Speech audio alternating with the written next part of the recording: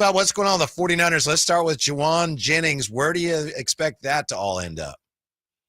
I would expect it to end up with him being on the team this year.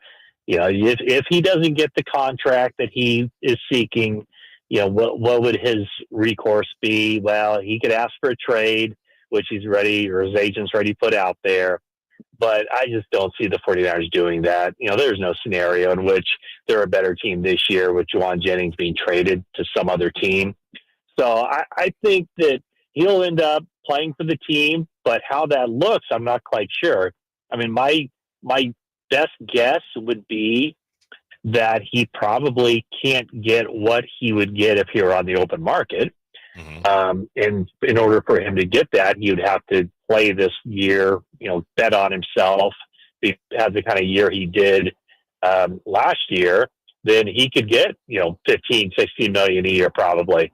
My guess is that the sides come together on something that would signify a significant pay increase over what he's making now and still be probably at the, toward the bottom of the market for what you would expect him to get if all things were being equal.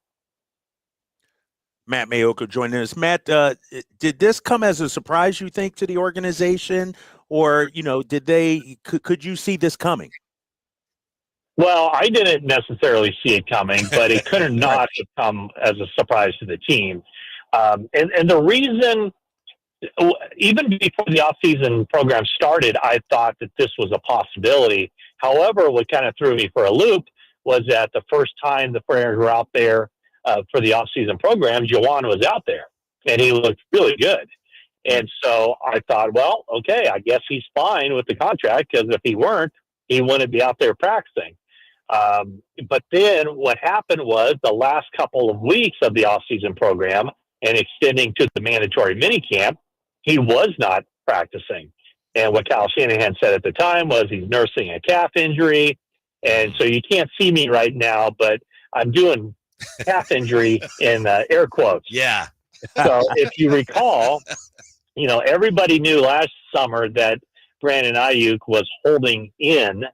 And, what Shanahan said, well, he has a calf, or so he says.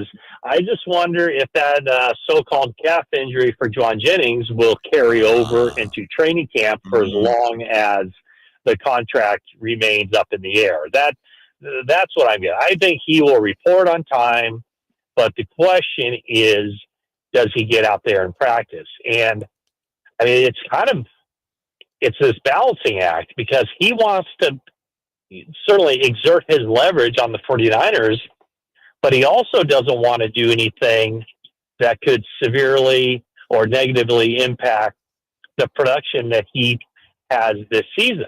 Because if he doesn't play on a new contract, his compensation when he hits a free agent in March is going to be solely based on how he performed this year. So we saw how guys last year did not produce after missing all of training camp. So it's this kind of, like I said, it's kind of a balancing act for him of how much he wants to exert his leverage, at what point does he get on the field, and how serious he is about trying to demand a trade. And then the 49ers also just where they stand on, how far they go with a new contract and what ultimately they decide to do with that.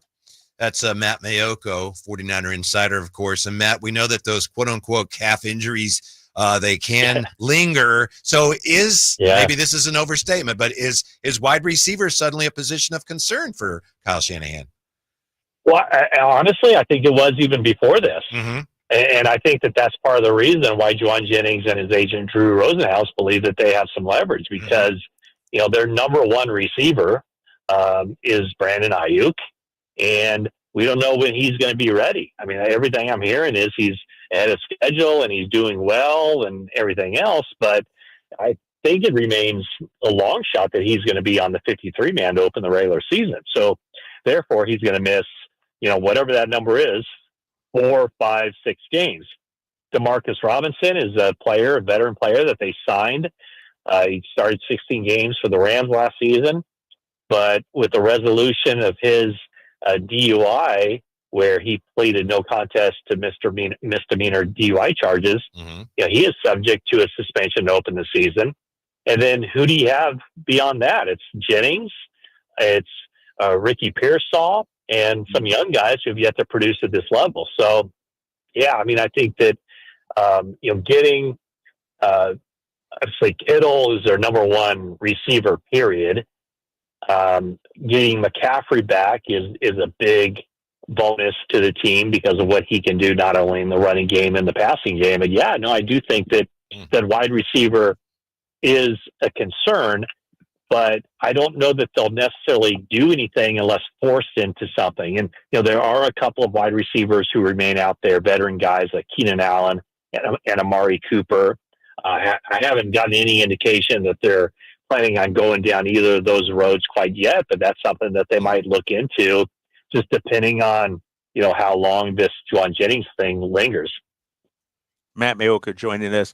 Matt, Niners went heavy on defense during the draft. How much do you think the rookies will impact this defense? Is Michael starting from week one, and how much impact will he have? How do you see the rookies panning out and impacting this defense this upcoming season? Well, they have to. I don't think that they can get away with, maybe only hitting on one of those rookies as a rookie, as a first-year guy. I think that they need at least two of those. I'd say three of those guys. I think they need three of those guys to be significant contributors, and then the other two just being able to put themselves in a position where they can help out as well. But I think Michael Williams has to be a starter week one.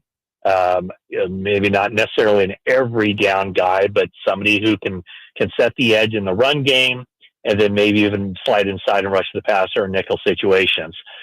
Alfred Collins to me is a concern because he's a second-round pick, and only 2 second-round picks have signed contracts yet, and he was not a participant in any of the offseason program. And at 6'6", 330 pounds, this is a guy that needed that offseason of work. He needs training camp to get his body right for the regular season. And then I think Nick Martin's a guy that he should be a starter, I think, from day one.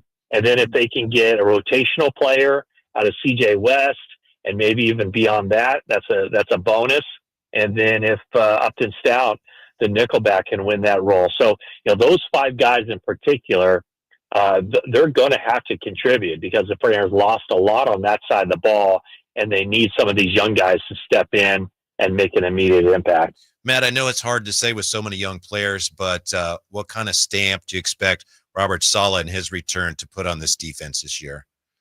Well, there's a reason they paid him the kind of money they did.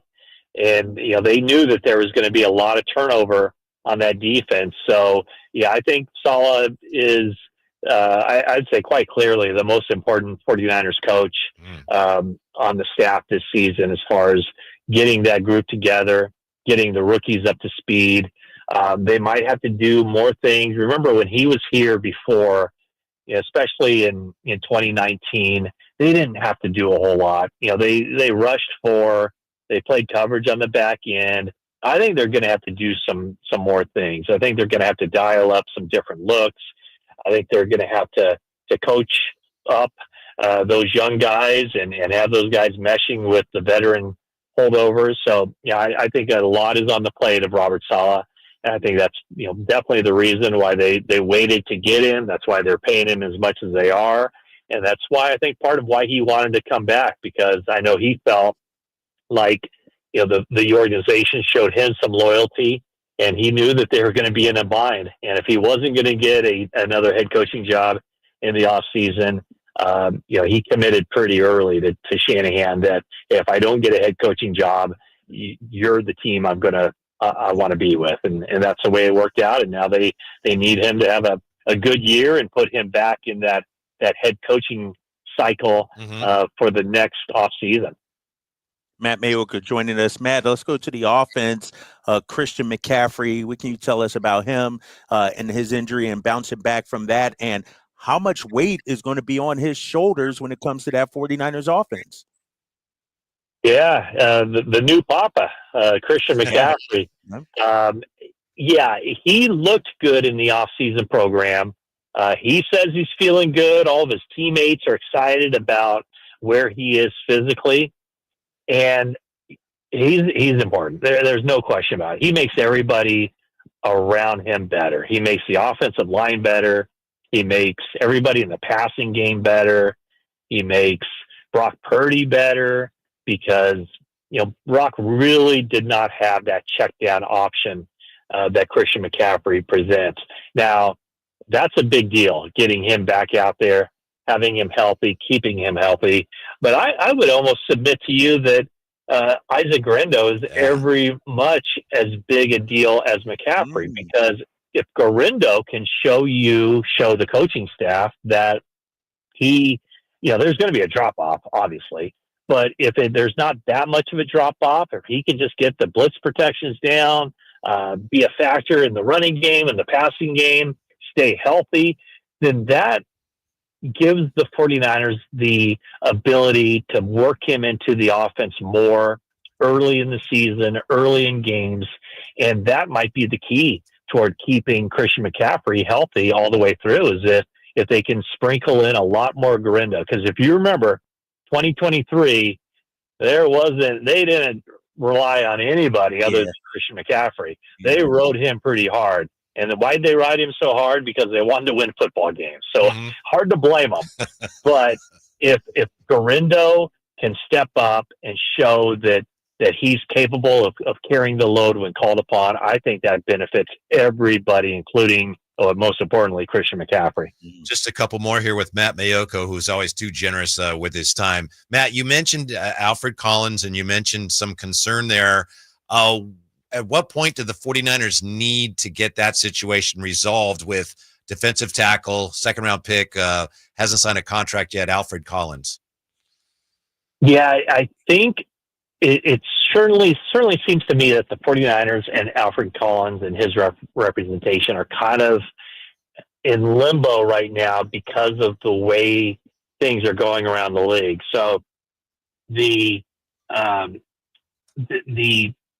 way it's always been set up is second-round draft picks don't have fully guaranteed contracts. And this year, the 33rd pick and the 34th pick, Houston at 34 was the first one to do this. They gave their player, I believe is Jaden Higgins, the 34th pick in the draft. They gave him a fully guaranteed contract, which meant the fourth year of that rookie deal fully guaranteed. Well, that, although I'm sure the Houston Texans or the Cleveland Browns didn't necessarily like that, it made it easy for them because at 33, of course, you have to do the same thing. Yeah. But where the standoff begins is at 35 with Seattle and Nick Emmanwori, the safety, where they don't want to give a fully guaranteed contract 3 picks into the second round. And then you have Tyler Shuck, the quarterback, 10 picks into the second round, or I guess it's the 40th pick, so would that be maybe 8 picks in. He wants a fully guaranteed contract. So, the 49ers, they don't want to give Collins a fully guaranteed contract. If they'd offered that, he would take it in a heartbeat. And at the same time, Alfred Collins and his representation don't want to be the first second round pick to settle for something less than a fully guaranteed contract. So when it comes to the comps and everything else, it's kind of this game of chicken where you kind of have to see what the contracts are like for the players selected before Alfred Collins. So it's kind of this very odd and first time ever waiting game. If you recall back in the Michael Crabtree days, he was a holdout that went into the season. After that, in the next CBA, they changed things so that there really isn't a whole lot of negotiations when it comes to these contracts. The years, which is 4, and every slot has the dollar amount that player gets. Where the negotiations comes in is with like the guarantees throughout the contract. And for the first time ever, the guarantees are an issue now with the second round draft pick. Wow. Our guy, Matt Maiocco. Matt, I'll end it on this one. It's been a few years since we enter the Niners season and just not sure how good this team is going to be in terms of expectations. Where would you say, would you consider this season sort of we got to wait and see when they actually get on the field, or do we have some expectations going in? Well, I think both. I think the expectation going in is they have to be dramatically improved from 16-11, from the last place season of last year. So I do think, even really probably without even knowing what the rookies are going to bring to the table and the new faces are going to bring to the table, I think they should be certainly contender. They should be right there, NFC West. They should be battling for a playoff spot. I would think that they should even probably make the playoffs. Now, maybe that's a little bit of a leap of faith, because there is the unknown of, those 5 rookies that they're going to ask to play significant roles on defense. They might need Jordan Watkins, a wide receiver from Ole Miss, to play a role too. So, I think we know, what certain guys, what they're all about. When you look at them, every position groups, has a guy or has multiple guys, from Purdy to McCaffrey to Kittle, Ayuk when he gets healthy, Trent Williams, Bosa, Warner, Lenore, so on and so forth. But it's those other players. It's some of these kind of under the radar pickups.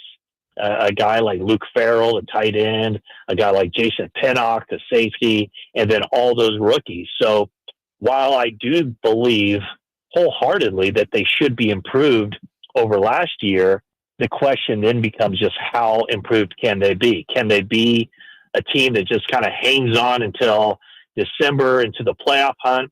Or can they be a team that wins the division and makes a significant push to represent the NFC in the Super Bowl? So from that standpoint, I think it's wide open what this team is all about. Mm-hmm. Matt Maiocco, we always appreciate it very much, Matt.